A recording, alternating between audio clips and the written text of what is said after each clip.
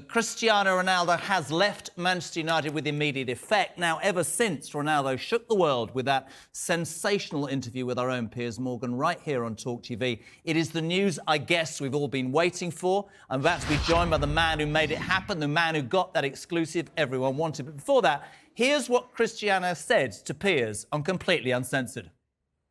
They're trying to force you out. Yes, not only the coach, but the other 2 or 3 guys there around the club. At the senior executive level? Yes, that I felt betrayed. And you think they're trying to get rid of you?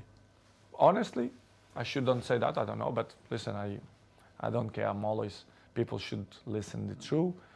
Yes, I feel betrayed, and I felt that some people that don't want me here, not only this year, but last year too. Let's cross to the Sun's Who Cares Wins Award live tonight in London to Piers. How are you, my friend?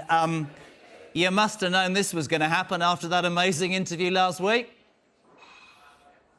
Yeah, I'm not surprised. I'm surprised perhaps at the speed that it's happened. But I'm not surprised that Cristiano is now leaving Manchester United. It seems by mutual consent. Obviously, I doubt that would have happened without the interview. So it's had huge consequences. But I think that he will be happy that he's now free to pursue his career elsewhere with a club which hopefully will show him a bit more respect than the current ownership and executives at Manchester United showed him. Piers, how much contact have you had since that interview last week? Did you have an inkling about timing or where he might go? No, I've been in daily contact with Cristiano just to make sure that he's okay with everything as it's all rolled out. It's entirely how he wanted it to be. He wanted to have his say. He knew what he wanted to say. He's the greatest football player that's ever played the game. He's the biggest sporting icon in the world. He just passed, 500 million Instagram followers this week, and he's at the World Cup. So it's the biggest possible stage with the biggest sporting icon at the centre of a huge drama. He's used to that. He's used to drama, and I think that he was just fed up with the way he's being treated. Simple as that. And Manchester United, if their fans are happy they've lost Cristiano Ronaldo, they need their minds checking, because he remains, to me, one of the best strikers in the world.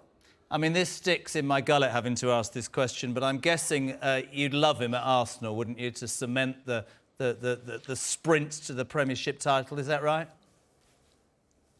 Well, I would actually like him at Arsenal. I think we need a proven world-class goalscorer to add to his squad. We're 5 points clear in the league. We will be until after Christmas now because of the World Cup. Cristiano Ronaldo for the rest of the season, leading our line with Gabriel Jesus. Yes, please.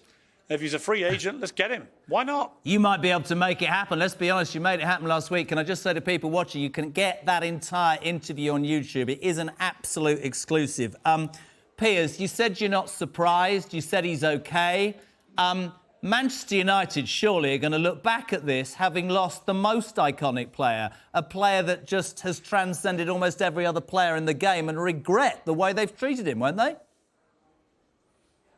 I would think so. You've got Erik Ten Hag, the manager. He's never managed outside of Holland. He's never succeeded outside of Holland. And I think he's conspired with the way he's treated Ronaldo to drive out one of the great legends of the club, and a man who last season scored 24 goals, including 18 in the Premier League, which was one more than Harry Kane, the captain of England in the World Cup, who is by common consent one of the best strikers in the world. You don't lose that ability in 4 months. So Ronaldo, I think, has been mucked around by Ten Hag. I think he's been treated with a lack of empathy by United's executives, particularly over the very difficult things he's had to endure in his personal life, with the loss of his baby son, and then his daughter, who survived that awful time, and then having being hospitalised at the end of July. And I think that he just wanted, metaphorically, that people put their arms around him and show him a bit of respect. And instead, they've just been revelling, it seems to me, in trying to humiliate him, which I just don't understand. Do you get the sense, or did you get the sense when you spoke to him, that there was fear that this might tarnish his legacy? The fans, every fan I've spoken to, is devastated and quite understanding, a large majority of how he felt and why he should have his say. Was he scared of giving it, or had he reached a point, the way he was being treated, that he had no other option? Look, I think he loves United fans. He certainly doesn't want to fall out with them. He's not the first United legend to speak out. Roy Keane left Manchester United when he spoke out on Manchester United TV. So he's still revered by the fans. I think time is a healer with these things. I'm sure United fans who know about their football will remember the Cristiano who lit up the team for all those years when he was a teenager and into his 20s. And he came back last season and was by far their best player of the season. So it's only been in the last 2 or 3 months of this season that things have unravelled. And they've unravelled because he has a coach who mistreats him, in my opinion. I mean, it all goes back to things like the way that he didn't bring him on against Manchester City and said he did so out of respect for Cristiano, what he'd achieved in the game. And in the next game, he asked him to come on with 3 minutes left. And that sparked an incident which Ronaldo regrets, where he refused to come on.